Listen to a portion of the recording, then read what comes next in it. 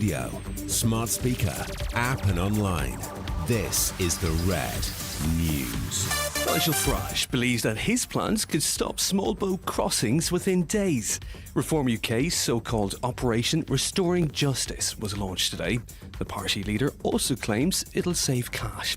Steve Smith is the CEO of Care for Calais. One of the things that he said we'd have to withdraw from would be the UN Convention on Torture. The UN Convention on Torture, because of course, torture is such a great thing, isn't it? Two of the three people who are known to have died in a helicopter crash on the Isle of Wight have been named.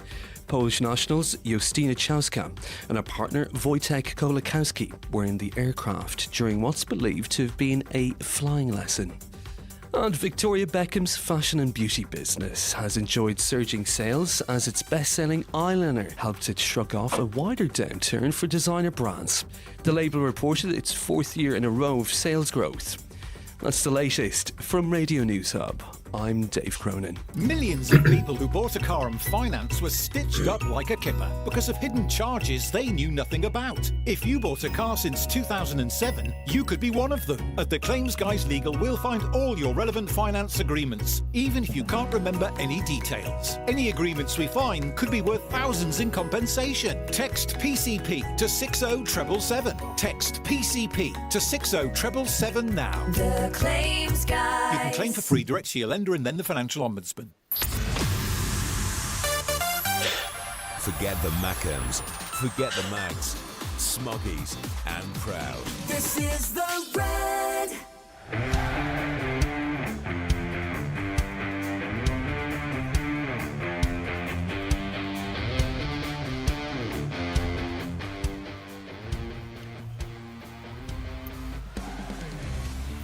Hello and welcome to the Typical Boro Podcast Live. Yes, we are live, everybody. We are on the Red Radio, we are on Facebook, and we are on our own YouTube channel. As usual, the two faces I can see, Mr. Graham Bandera and Mr. John Cutler. Evening, boys. Evening. Evening, you alright? Yeah, very good. And to help us through the show tonight, we have the expertise of the Reds. Danny, you okay, Danny? I'm not too bad, mate. How are you? Very good, very good. Danny's going to help us with all your questions and messages that you're going to post, hopefully on the channels on Facebook and YouTube, and we'll do our best to answer them as honestly as possible. I would like to start the podcast tonight, not going to Norwich, which is a surprise because I'm still buzzing from the 3 points at Norwich, but I'd like to start by mentioning it's 30 years since the Riverside Stadium kicked off its anniversary today. And I was just wondering to the boys and everybody that's listening to the podcast, memories of the best games that you've seen at the Riverside Stadium. So if you can send your favourite matches that you've seen in 30 years at the Riverside Stadium because the boys' memories they're getting a bit old and scrambled. They probably can't remember half of them. But I will come to you to start with, with see what your memories are of the Riverside Stadium, your best games that you can remember. Graham Bandera, I'll come to you first. Dicko, man, it's a hard question, that, pal. I mean, there's been so many. For me, I get the most excitement out of night games. I do love a night match, so we've had some absolute stonkers. Newcastle in the Cup, I think we battered them 3-1. Liverpool, where we turned that second leg around quite quickly. Marco Branca's goal after about a minute, I think. Obviously, Lazio was brilliant, wasn't it? Zenden's volley. Roma beating them 1-0 on Yakubu's penalty. The Bâle game, Stoya Bucharest, obviously, Massimo's last gasp header to get us to the final. So there's been so many. Obviously, Brighton to get promotion. Tottenham in the Cup under Wilder with, Josh's volley in the top corner. I was right behind that one. I moved seats for that game and it was class. So too many to mention, but I'd probably go for Lazio. I'm going to go Lazio because it was the first time I'd seen a real European giant at the Riverside, and I genuinely did not expect that result, and I didn't expect us to play that well against them. Played them off the park that night, really. Could have had a lot more goals. So I'm going Lazio. Bit of a surprise one, but yeah, Lazio for me. Good shout. I remember the game well. Cuts, your favourite game? Yeah, Bandy says too many to mention. Yeah, he's just mentioned every home game we've had for 30 years. So, yeah. Just jogging your memory cuts. I think a lot of people go for Bale and Stour, but that Liverpool game in the semi-final when we beat them 2-0 to Branca and I think it was Mason, 2 goals within 7 minutes that night was electric. Obviously there was Chelsea as well a couple of seasons ago, but yeah, I'll probably say the Liverpool one, bit left field, but yeah, it was fantastic. We also beat Sunderland 3-1 I think the game before, and that was a fantastic atmosphere when we were both vying for promotion.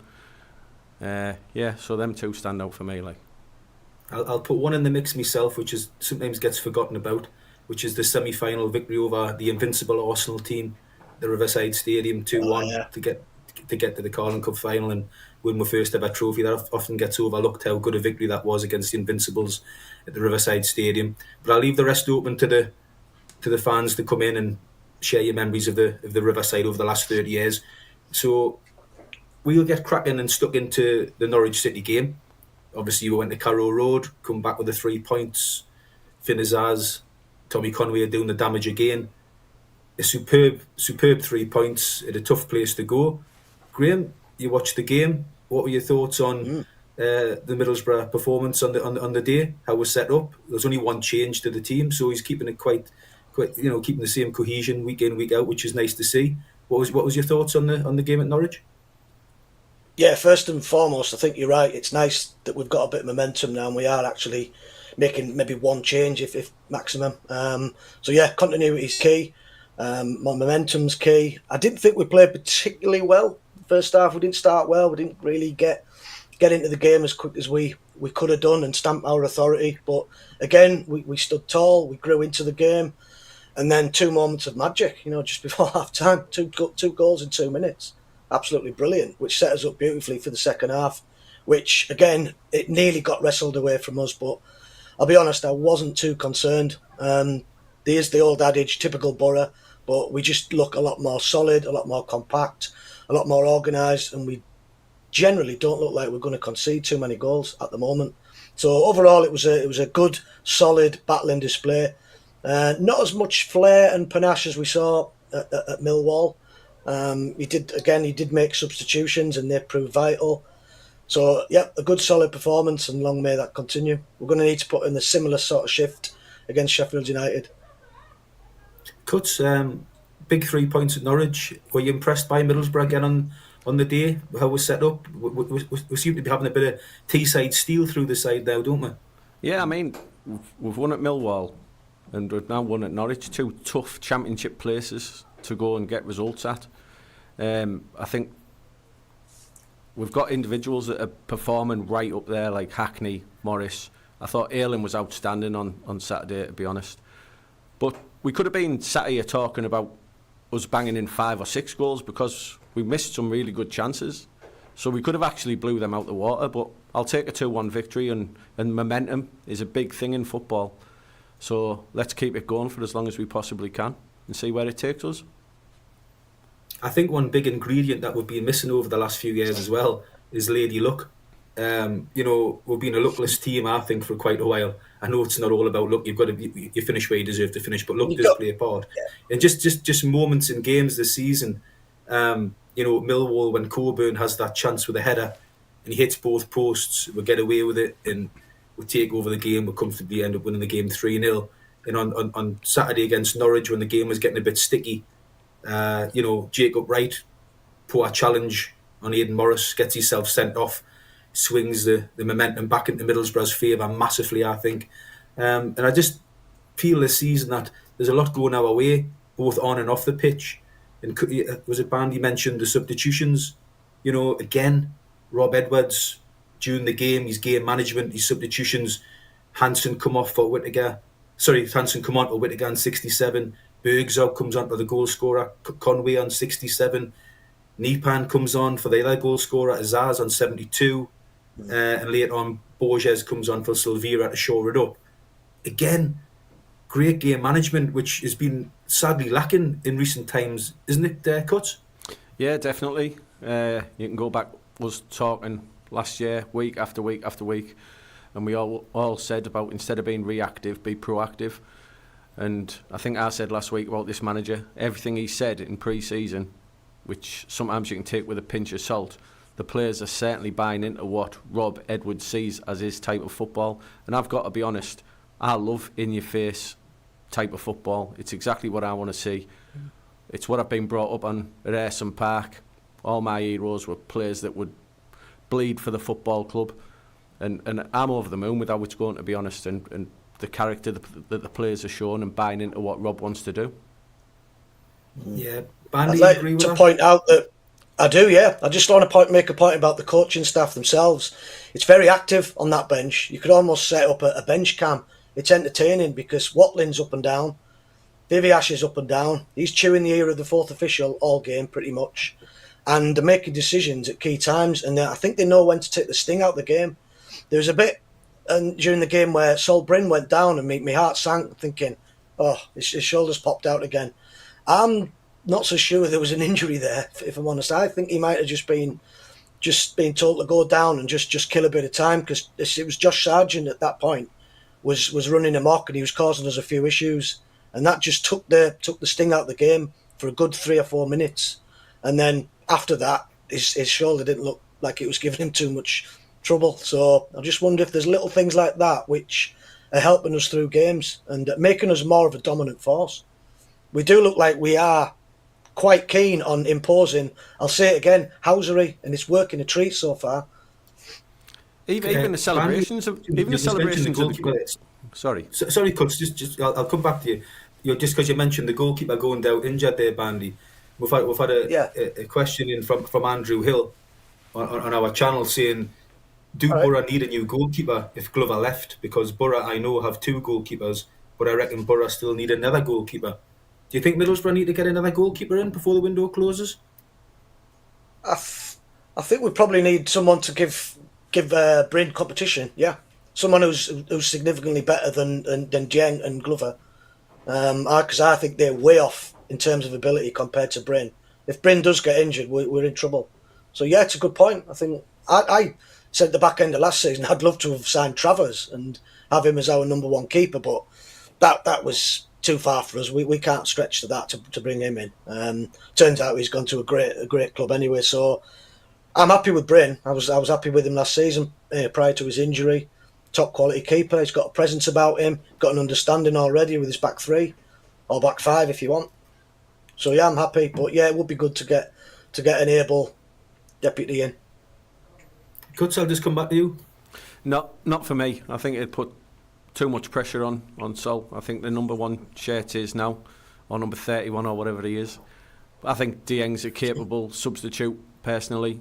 Obviously, I think if Glover does go, I think we'd probably bring someone in, but it's going to be someone in that's just there for emergencies. So I'm fine with the goalkeeping department as it is. I don't mind Dieng as a backup. Danny, is there anything on the socials that you'd like to bring up? Well, we're actually joined by our Ollie. Our Ollie's behind the desk, and Ollie, you've been reading a couple, haven't you? Yeah, mate.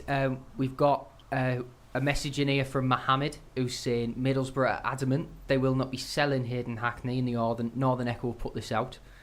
I just want to get your opinions on what you think keeping him would do, what selling him might do, what would it bring either way. I'll start. I would love to keep Hayden Hackney. I think if Middlesbrough have any aspirations of, we'll come to it later on, even challenging the top 2, Hayden Hackney has to stay. Hayden Hackney is definitely one of the best midfield players in the division. He's got Premiership quality about him. And it will be a real statement of intent by the chairman. You normally have statements of intent by bringing players into your football club. But I think if we keep Hayden Hackney, it's equally a big statement to this to the fan base and to the players at the football club that we are all wanting one thing, which is promotion. So it'll be very difficult because everybody has the price, as Newcastle will probably find out before the window closes. Everybody has the price, everybody moves on at a certain price. But I think Middlesbrough might dig the heels in over trying to keep Hayden Hackney this summer. Graham, I'll come to you. Yeah, I'd be absolutely devastated if we lost him. For me, he's the cog, he's the heartbeat of that side. All that momentum we've built up is purely down to him playing in the centre of that pitch and being able to dictate things. So to lose him would be a disaster. And it could potentially derail us because he is that linchpin of that side and integral to everything we do. Everything goes through him. And he's got Morris alongside him, just picking up the scraps and battling it out for him. So without them two as a unit, I don't think we would function. So we have to keep him. If we don't, we're going to have to try and find another way of playing through midfield. But like you say, Dicko, he's got his price. Transfer window can be cruel. We've seen it so many times where we've lost our best players. Managers have had the rug pulled from beneath them, and it could happen. If the club are adamant in saying that he's staying, then wow, that is a statement of intent because he is absolutely quality.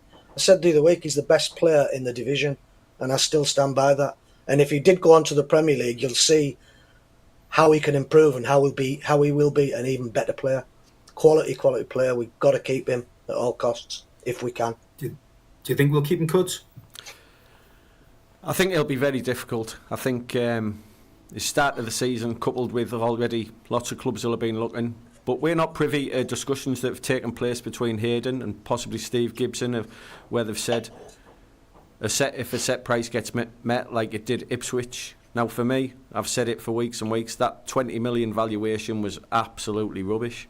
He's worth far more than that. You look at what Diblin's gone for today to Everton and Bellingham went to Dortmund for. 20 million's peanuts for a player of that calibre, in my opinion, in today's market. It sounds mental to say £20 million peanuts, but for me it is. I think you talk about players possibly coming in. I think the next week the biggest thing we can do is keep hold of Hayden. Hayden and Morris, in my opinion, are the best midfield partnership in the division. I think the start we've made will hopefully force Steve to say, give us another season, Hayden. This is your hometown club. Lead us to the Premier League and play in the Premier League for your team. Yeah, I agree. I think the valuations of both Azaz and Hayden Hackney might have went up as well because of Middlesbrough's start.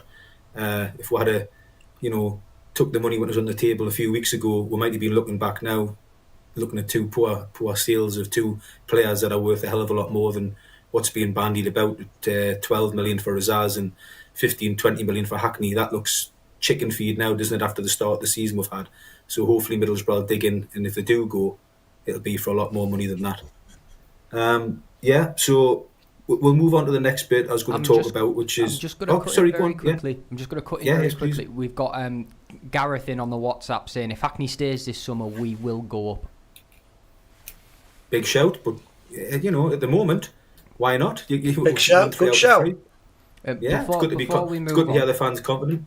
Before we move on, we're going to nip to a quick break, boys. No problem. When we come back after the break, we'll be discussing transfers. This is the Red.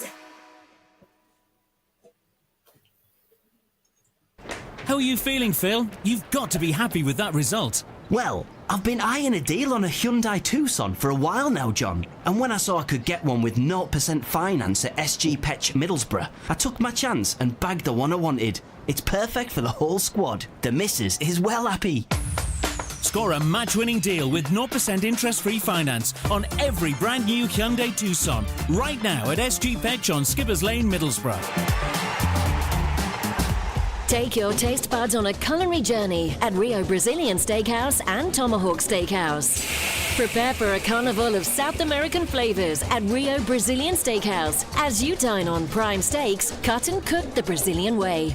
And where can we take you on your meats journey? Find out at Tomahawk Steakhouse, home to the authentic meat connoisseurs. 2 top restaurants, 1 big choice. Which to choose first? See Rio-Steakhouse or tomahawk-steakhouse.co.uk. Emerson does the samba! Hey, calling all Boro fans. Could you be the next Ali Brownlee or Eric Perler? Well, the Red is ramping up its Boro coverage for an amazing new season across both the men's and women's team. We're bringing Teesside full match commentary on Middlesbrough's FC women home and away. We're also creating new special radio shows with the stars and covering closely the men's new season under Rob Edwards. We want to innovate and see you realise your potential and dreams. Like Rob Edwards, we're building a great Boro team and we're looking to develop live match commentators, expert summarisers, home and away reporters, radio presenters, producers and studio operators. So do you think you've got what it takes? Then reach out and tell us why. drop us an email at hello@thereduk.com and come and join another great team in red at the Red Radio.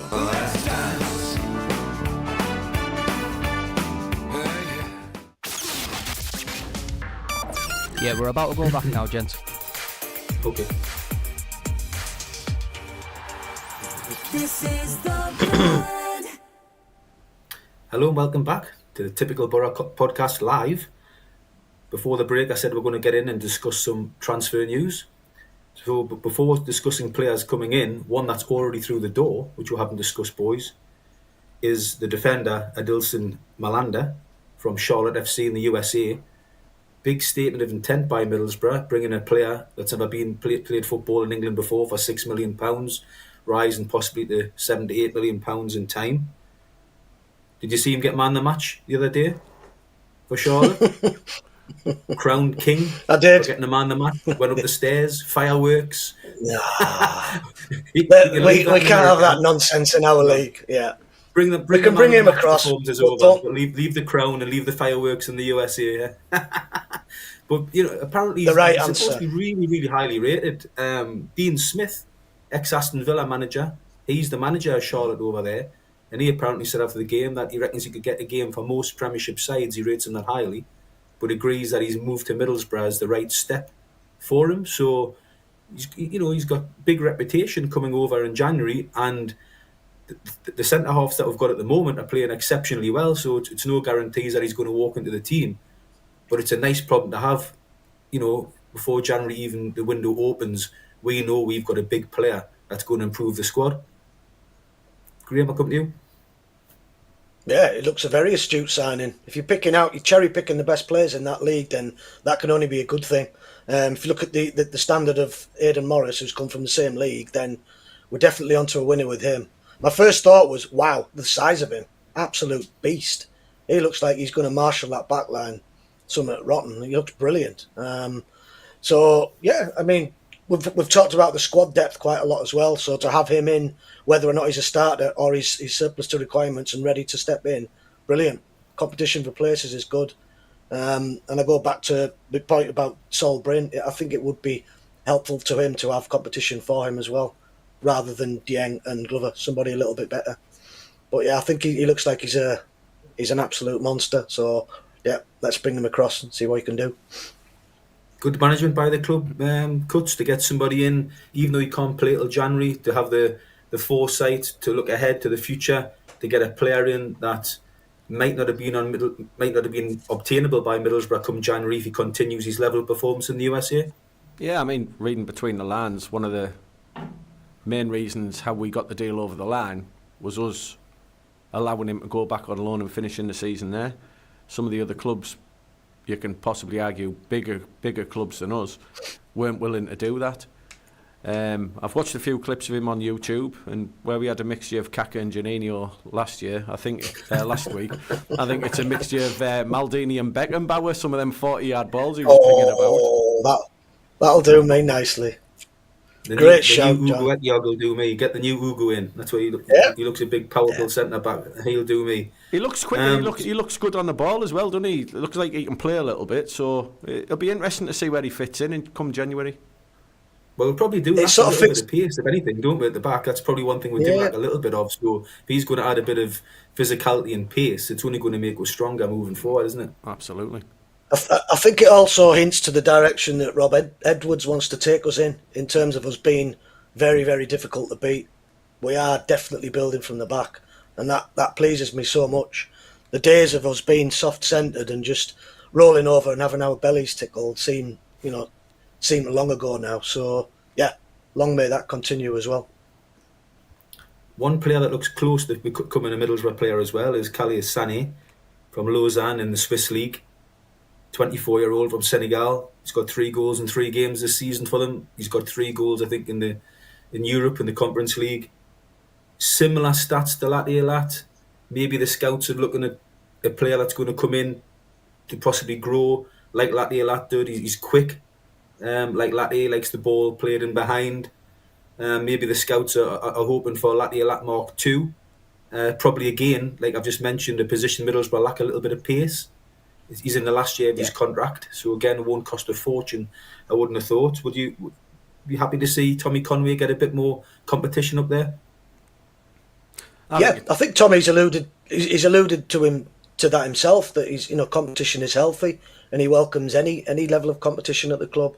There are times when he's going to go through a sticky period where he's going to look tired, he's going to look jaded, he's not going to get much of the ball, so that's when other players can step in and take that mantle from him. So yeah, competition's great, so let's get him across and see what he can do. Like you say, it might give us a different dimension in terms of how we want to play. If you look at the way Conway's playing now, he's just probing in that box, waiting for that ball to come into him from wide positions. If, like you alluded to regarding Latte Lath, the ball can come over the top, that gives us another way of playing. It gives us a plan B, I guess. Good to see competition cuts for Tommy Conway. Absolutely. Not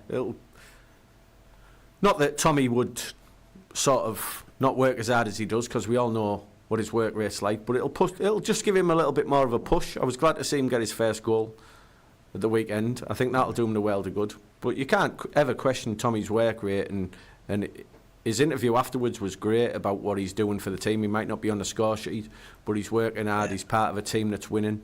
Now, you mentioned this lad here. There's also the other lad from Metz as well. I think a perfect week for us would be to keep our star players, bringing them to and Target as a left back, and I'd be very happy with the window that we've just had, to be honest. Yeah, you've just mentioned another one there, cuts there, Matt Target from Newcastle. Yeah. Experienced player. Newcastle signed him a couple of years ago for £15 million from Aston Villa. He's been in and out with injury at Newcastle, but the Championship level should be undoubted quality. If Middlesbrough can keep him fit, he's played all pre-season for Newcastle. He scored a goal for them pre-season. So if he can come to Middlesbrough and slot in a lot, with Sammy Silvera, it might be horses for courses, depending on who we're playing. But his experience again, like some of the players we've already brought in, like Callum Britton and people like that who are experienced, Jones as well from Hull, experienced players at this level, it's going to make Middlesbrough a real tough team to play against, and one that a lot of Championship clubs won't fancy playing against as well. Well, whenever we're signing players from other clubs, I always look at the reaction of the fans at the club that they're currently at. Now, none of the mags had a bad word to say about Target. I know he's struggled a little bit with injuries, and I think he had a bad bout of eczema and all that kind of stuff. He's been a bit unlucky. But they every single one of them said when he was in the team, never let them down. The year that they were struggling near the bottom, came in, did really well after signing from Villa. Now, he's only 29-year-old.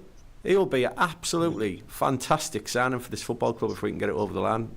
Signing that maybe doesn't get you really excited, but he's the type of player that you need if you want to get out of this division. I'll be buzzing if he signs, to be honest. I'm just going to jump in, Jet. We've got a couple of messages in. We've got a message from Michael who's saying the team looks like they're enjoying their football, which is great to see. Simon has texted in and said, who is going to get the house court this season now Johnny's retired? Johnny Housecoat, that takes you back, Cuts. Who said that? That was Simon. It'll come back in the winter months, don't worry about it. Speaking of Johnny Housen, he's just been announced that he's going to make his return at Sheffield United. So that'll please your Cuts. You'll get the reception from the fans that he hasn't been able to do so far, and what he thoroughly deserves. So that's nice from the club to do that. Absolutely. Well deserved. I've got one more for you as well. Off our Rye, he said, what's your thoughts on Morgan Whittaker? I think I said last week, I think there's glimpses of a good player there. I think we need to be patient with him. I know we've spent a lot of money for where we're at the moment on him, but I think he's a player that's going to come good. Now, in a year's time, you might play this back and say he knows now. Well, you won't be the first one to say that, but I think he just needs a little bit more time, and I think he'll come good for this football club. I genuinely do. Bandy, come in. I think I meant. What are you thinking? No, I like him. I do like him as a player. The fact that Rye's asking the question, I think he thinks similar to me. We've had some little conversations on social media regarding him, and I think he just needs a little bit of a boot up the backside. There's the boot up the backside route, or there's the arm around him. Now, I'm a little bit more of an aggressor. I think he needs a kick up the backside just to do a little bit more. But I still think he's just about warranting a start at the moment, because he does give us an option on that right hand side, and he can come in on his left foot and link up play well. He was involved in the goal at the weekend as well, and he's obviously got a couple of assists. So yeah, credit to him. But if I was sat down with him, I just want to say to him, look, you could do more. You could do more, mate. Trust me, you can just put a little bit more in. Just be a bit more aggressive. Maybe get on the weights or something. There's just something lacking for me. He needs a goal, obviously, and I think once he gets a goal, he might go on a little run and get a few more. But I don't think he's a bad player. He's not a player where you think he's garbage and needs to come out the team. There's just something there that he could improve on, I think. Well, he's going to have to, isn't he? Because we've brought in the last couple of weeks a couple of players that are certainly going to push him for his place. But you mentioned it there. I think a goal will do him the world of good, and I really hope it comes on Saturday in front of a full Riverside. We can start singing his name. Yeah, shoot more. I mean, I'm still on the fence with him. I'm like Bandy. I think he needs to do more. I think he'll probably start on Saturday against Sheffield United. But if he doesn't produce a really good display, I think he could find himself on the bench because of the competition that Cuts has alluded to with Nipan and Sanjay Hansen. If I was picking the team, which I'm not, and that's why I'm sitting here on a podcast, he probably wouldn't be my starting 11, to be honest. But I'm also not I'm not wanting to bash him either, because I do think there's a player in there. He scored 19 goals for Plymouth. He can score from outside the box, cutting in on his foot. You know, he's got the talent there. I just want a little bit more from him. But at the end of the day, he has still been part of the side that's won the first 3 games. He's got a couple of assists and he's played his part. So I think Saturday is going to be a big day for Morgan Whittaker to see if he can keep his place in this side. But I'll tell you what I'll do, just while I've got a moment. I'm gonna do the prize draw winners, because I know a lot of people are waiting for news on that. Midas Cladden of Middlesbrough are this podcast sponsor, and we're proud to have them as a sponsor. And this month's prize, and the giveaway prize, is every month on this podcast for the whole season. This month's prize, we're giving away 2 Middlesbrough shirts. You can pick a home shirt or an away shirt, it doesn't matter. And the 2 winners, which I'm pleased to announce, are of X this time. It's at David Ralph 75 of X, and unfortunately, Cuts, it's not you. Sorry, Cuts. I know you've been waiting for the shirt. I know you think it's. You have to buy one now, John. The second winner is at Chris 80 MFC of X. So well done to David. Well done, Chris. Done to Chris. We'll be in touch, and we'll get those shirts sent out to you. And if you're unlucky and you haven't won, well, there'll be more prizes next month and every month for this season when we do this podcast. So we'll move on to a big game which I've already alluded to on Saturday. Sheffield United come to town.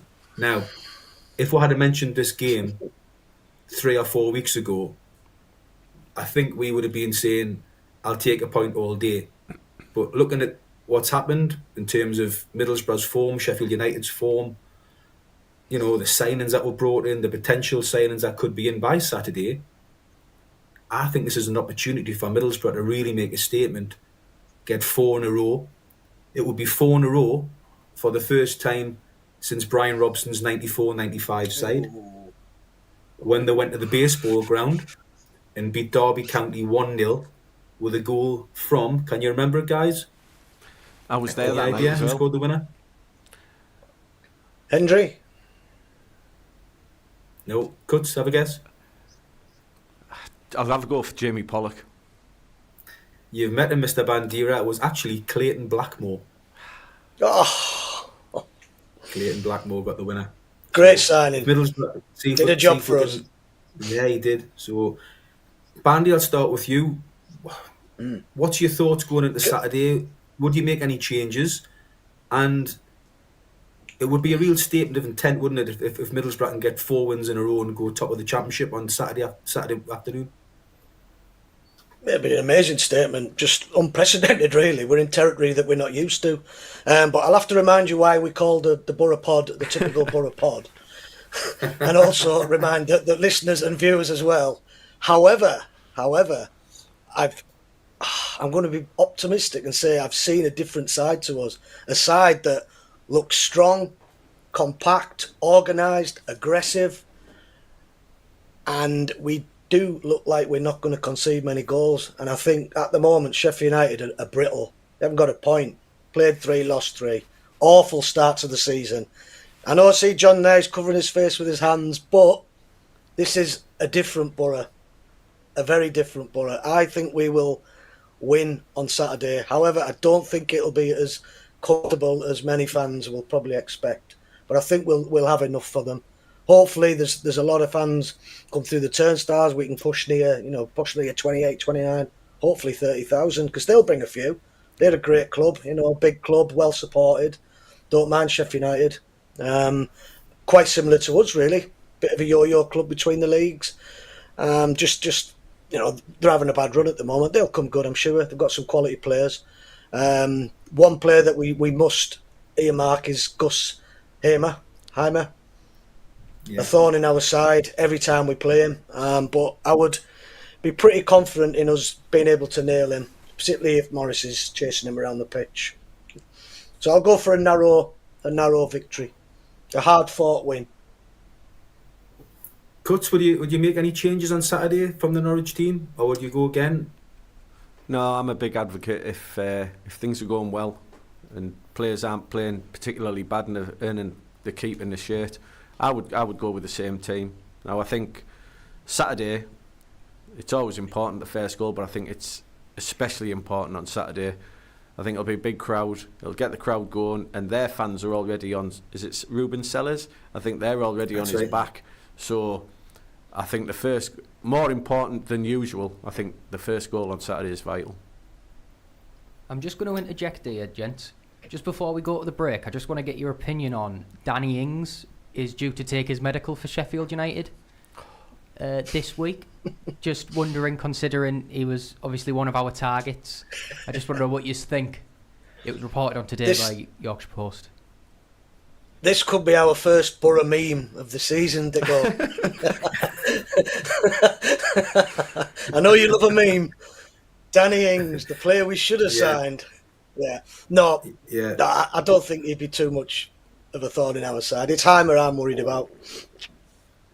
This is getting clipped, isn't it, already? We can tell. I've said, mate, I couldn't understand the fans being against it. He was never coming in as number 1, not really number 2. He was going to come in as a number 3 striker. I'd have had him here all day long as a 3rd string striker. So I hope it doesn't come back to bite Bandy in the backside. But typical Boro, it's a bit worrying. I think if we were desperate to land him, he'd have been here. Maybe. If he signs, he's bound to score. However, let's hope we still have too much for them, because we might have a new striker ourselves coming through the door, Keely Sani. You never know. He might just get the winner as well. Back to your original question, Dick. I don't think I answered it, but John answered it for me anyway. No, I wouldn't change the team. I'd start as ours, start Whittaker, go again. And if they aren't doing it, then bring them off early. Because it looks like Edwards isn't afraid to hook players quite early on if they're not putting it in. Danny, we'll let you go to the break if that's what you need to do, and we'll come back after the break and discuss where Middlesbrough can finish this season. Yeah, we're just going to go to a break, gents. I'll see you soon. This is the Red. Imagine this. Prime Janino in full flow. Beats one man, beats another, makes a third, drops his shoulder, dinks it, and goal! That's exactly how it feels to score a top-of-the-table deal at SG Petch South Bank. Yeah. Where the Neds it's not Danny master today, in it's the Ollie. Borough. Brand new or used, low deposits, great Danny finance is in the rates, background, and but much more. I'm going to Get take on the over winning from Danny. team. SG Petch Middlesbrough, just off the South Bank roundabout near Taco No Bell. problem, no problem. Tony, just volume's very low, so I could hardly hear. work. Can you hear me better now? I wasn't going to put a clear... Yeah, it was just your volume, because your volume was quite low, I couldn't see the difference in the voices. Yeah, no worries. We, they thought having a Boro fan on would be better for everyone. Not another Pools fan. Anyway, I'll let Have you you got go. any more questions for after the break, Ollie? No, just something again from Chris about Hackney. Right, I'll come to you for that first, okay? Perfect, no worries. I'll let you know when we're going back. Cheers. Contemporary warm roof. Sale prices and finance deals available, including buy now, pay later. Chatsworth windows sparkle and shine, amazing. Open 7 days a week. Blazing. Search Chatsworth Windows. Yeah, about to go, gents. This is the road. Hello, welcome back again to the Typical Boro podcast live. I'm just going to go across to Ollie to see if we've got any more questions from the fans out there. Yeah, we have. So we've got a message in from Chris who's saying, good to see the club have said Hackney will be staying this window. Just to reaffirm the idea, I suppose, that he's a great signing, he's a great player, and we're very lucky to have him. I think he still is the best centre mid in the league, like Bandy was saying. Has that news just broke then? I'm assuming so. I'm assuming it's come out today. Wow, that is a massive statement of intent. If that's correct and that's come from the club, then outstanding. Yeah, kick Money on. talks. That's brilliant. That's all news. I'll say. Just some breaking news as well for you guys. This is from a good source in Scott Wilson, who we all know from the Northern Echo. Yeah, Scott Wilson's just broke that Finn Azaz could yet still leave Middlesbrough this summer. Southampton understood to be putting together an improved offer. And also, it was from Scott Wilson, he also broke that Middlesbrough are adamant they will not be selling Hayden Hackney in the final 6 days of the window. Excellent. Wow. So that's a big statement of intent from Middlesbrough. Let's hope we can hold on to Finn Azaz as well. It sounds a little bit like, reading between the lines, that Finn Azaz isn't adverse to moving back down to the south coast where he spent time with Plymouth.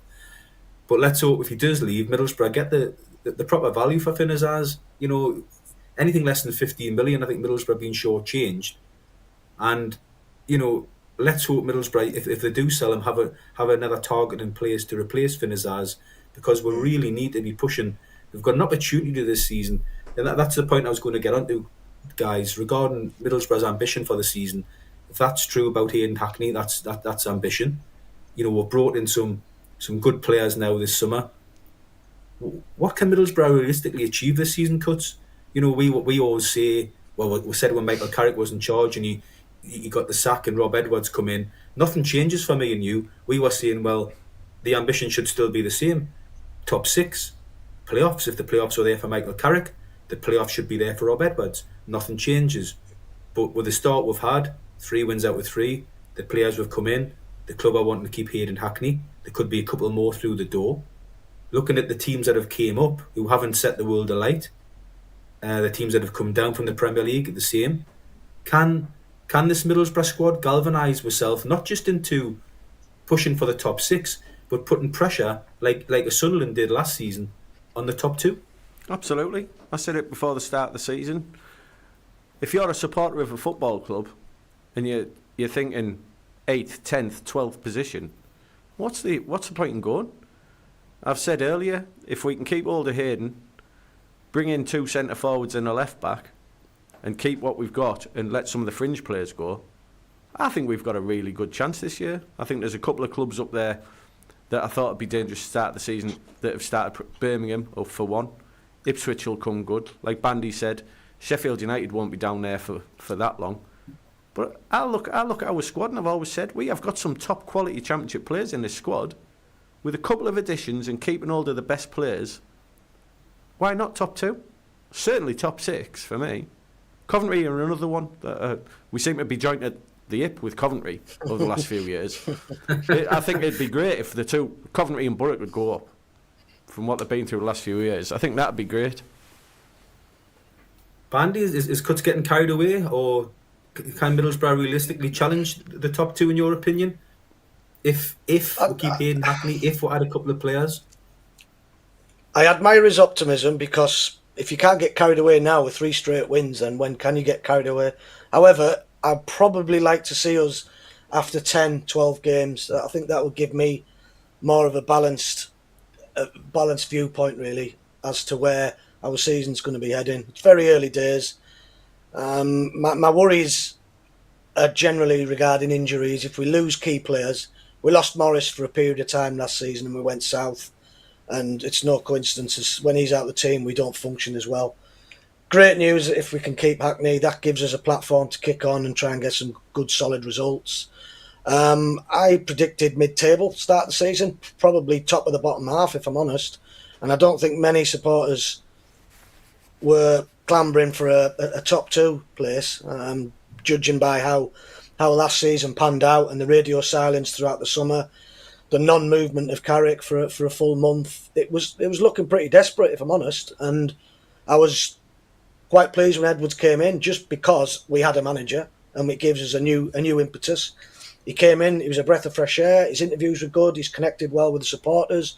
He's joined up with a Red faction, which I thought was a superb move. He's got fans on side straight away, so he's got the backing of the South Stand, which is very important at Riverside.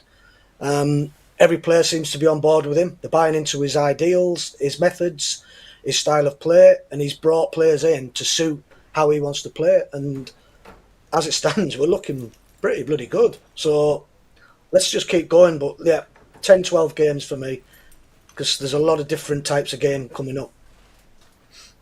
I think Middlesbrough, you know,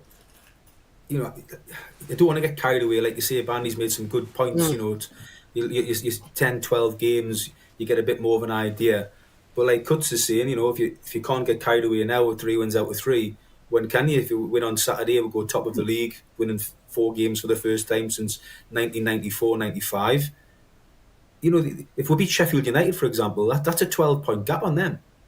And they're going to be up thereabouts at the end of the season. We get 12 points on them. It's a big gap for them to make up. So these are big games now in the season that could have an impact later down the line. If we can add,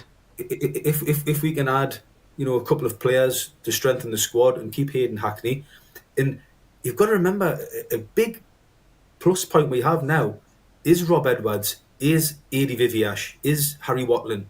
They've came in and totally transformed this Middlesbrough squad inside completely from Michael Carrick's makeup. And I mean by everything that we've spoke about in this podcast, from leadership to battling qualities to being hard to beat to game management, the substitutions. It's the feel-good factor with the fans, the connection with the supporters in the stadium. It's all so important to a club in a town like Middlesbrough to have that connection going way back to the Bruce Rioch days and things like that, the connection with the town. And I think at the moment we have that. And when Middlesbrough have that, we're a very, very difficult place to come to and win a football match. I think it's an interesting point. Sorry. Go on, Cuts. Go on. I think it's an interesting point you made there about the fans and the management team and the players all being together, because at best last season it was 50-50 on who wanted Carrick to stay and who wanted him to go. And once there's a certain percentage of the fan base that wants a manager out, I don't think they ever turn it round. I think that's an interesting point, that everyone seems to be reading off the same hymn sheet. It's a positive. Yeah, and I mean that it's not. I'm not particularly having to go at Michael Carrick or his coaching staff, but it's just like chalk and cheese. The contrast to what's happened this summer, where, like you say, everybody's buying into it, and Middlesbrough have always been good underdogs, haven't they? And I think in the summertime, because of the reasons Bandies give about the lateness of Rob Edwards coming in, the lateness of signings coming in, the fixtures weren't particularly kind to looking at them. You know, Middlesbrough fans had resigned themselves to a really difficult start, and yet he's turned it round, and a lot of that has got to be to Rob Edwards. He started that right from the very start with these pre-season games, going out and meeting fan groups. He's got to take a lot of credit for that, as Rob Edwards. Absolutely. He's either been well briefed, or he's spent a hell of a lot of time doing research on what went wrong last season, because he's come in and he's basically flipped it around in a very, very short space of time. I thought it would be a very, very slow start, and I thought we'd gradually pick up. Maybe late August, early September, we'd start getting a few wins, but to hit 3 on the spin like that is just brilliant. It's testament to him. So well done, Rob Edwards. Absolutely delighted with him. And I look forward to his post-match and his pre-match conferences. He speaks really well, and he says what you actually think. It's crazy at times what he comes out with, because it's like that's what most supporters are thinking, particularly when it's time to make substitutions. So he's very, very much in tune at the moment. So kudos to him. Well done. Adi Viviesh as well, on the touchline, animated. We've missed that since Leo was on the line. Harry Watland, I heard Neil Madison talking about his pre-match training routines on the pitch. He was very impressed with them and the things they had them doing before the Norwich City game. Maddo was really impressed with things like that. And when you're an ex-pro like Maddo, you notice things like that. You notice what's going on. You notice the attitudes of the players before the game. You notice if they look up for the game. And I'm getting that vibe. And the longer Middlesbrough can keep this going and this feel-good factor, the better chance we have if having a real good season. And that's why, I know it's expensive to go much Middlesbrough Football Club now, but if we can get a good crowd there at the Riverside on Saturday and get the stadium bouncing for the boys and push them over the line and get 4 wins out of 4 to go into an international break, knowing that's the transfer window shut, you're top of the league. I mean, that's going to be like, it's unthinkable from 5-6 weeks ago, isn't it? It's unbelievable. Yeah. It's the most untypical Boro thing of all time. So long may it continue. Ollie, is there any more questions from the fans out there? Anything? Not particularly. We've got Simon in again, saying that it's 30 years at the Riverside today. What is your best memory, but what is your worst memory? So we've done the best, so we'll go for the worst. What's your worst memory? Memories. Have we got another hour? I think one that sticks out for me is a 4-0 defeat at home to Aston Villa, where the fan threw the season ticket card at Steve McLaren. Catamore was almost in tears. It was absolutely brutal, that. So there's one for me. I remember off the top of my head. The one that I remember one. Go on, Bandy. You go first. Go on. There was a particular game when Gareth Southgate was player manager and West Brom spanked us 5-0, and the writing was on the wall. Then you knew that he had nothing to work with, really. He didn't last too long after that. Sad times. You know what it is? I was nearly going to say that one myself. We must think of the same. I was nearly going to say that one myself, but what I've just thought of that was even worse, which really hurt me, was the Cardiff quarter-final in the FA Cup. That was Middlesbrough's greatest ever opportunity to win the FA Cup that year. The draw was kind.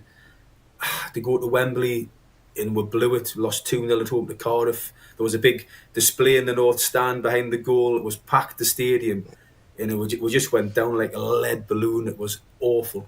We always appreciate the feedback from the fans, but from such a positive, great, smiley podcast to your worst memories of the Riverside. Cheers for that, pal. I wasn't a fan of Isidore Sunderland putting his shirt on the corner flag either. Yeah, brutal. If you want a more recent one, hopefully we'll get revenge with that shortly enough when they come back down and we go up. Hopefully, that's that one. Remember it. Yeah. 30 years since the Riverside was. Have you got any memories, guys, that aren't like a win or a loss? Have you got any standout memories from the Riverside Stadium in terms of something happening at the Riverside Stadium or an event or something you've been to which you found sticks in the mind? For me, was getting on the pitch in the playoff game when we smashed Brentford 4-0. Steady, you'll be getting season ticket took off you. The whole stadium was on the pitch that night. Got my son and daughter on the pitch. A couple of pictures in the goal. Great memories. Probably never get that opportunity to do that again. So that's what it's all about. I think sometimes you look solely from our club's point of view. I remember seeing the Arsenal side that spanked us 6-0 here. And sometimes you've just got to appreciate good football. They were absolutely on pace, power, Vieira over Mars. Kanu had a worldie that day. Sometimes you've just got to appreciate it. They were absolutely outstanding that day. John, that Vieira performance is the best opposition player performance I've seen against the Boro side at the Riverside. He was phenomenal. Yeah. Never broke sweat, just cruised the game. Class. Quality player. So good. It's easier to accept getting spanked in the Premier League than it is in the Championship, though, because you're getting beat by proper quality. But the West Brom game you mentioned, Bandy, and things like that, it's the harder to take. And a nice memory for me that I've got from the Riverside was I don't know if you remember when Middlesbrough done they put the Boro brick road. They put the bricks outside the Essen Park gates, and I always remember going there for the first time with my dad and my daughter, and seeing our brick there. With the three were there, and it's still there to this day at the moment. Not looking as good as it used to, mind, but that was a nice memory for me from the Riverside Stadium. Go on, Cuds. I'm sure you lads won't mind mentioning this, but good mate of mine and a lad you know really well, Steve Jackson, has been involved in a pretty bad car accident a couple of weeks ago. I went to visit him yesterday. He's in a bit of a mess, but main thing is he's safe and he's going to pull through it. So best wishes, Steve. All thinking of you, pal. Absolutely. Best wishes, Jago. Podcast, Keep best well, wishes, mate. See you at the back of the north when you're fitting, ready to go again. Yeah, that's a nice way forward to end. Actually, mention Jacko and all the best, mate. And you say get you back to Riverside soon. Long may it continue winning for you. Keep you happy in that hospital. Keep your spirits perked up. And another win on Saturday to go top of the league. I'm sure you'll be out there in no time, Jacko. So all the best, pal. So we'll end the podcast there, boys. I hope you've enjoyed going live. It's something that we haven't done very often, but it's something we're going to do now and again throughout the season. So keep looking out for it during the season, please. We'll keep popping back on the Red live and doing live things for you. So that's it for another week. We'll be back as usual on Sunday. The podcast will still go out on the Red on Tuesday 6 till 7, but the podcast will be back on Sunday usual time to talk about the Sheffield United hopeful win and going back top of the Championship. Fingers crossed. No Danny Ings. So that's it, boys. Remember, don't see a typical Boro. Watch it, listen to it, and we'll be back to see you on Sunday. Up the Boro. Up the Boro. Up the Boro. On your radio, smart speaker, app and online. This is the Red News.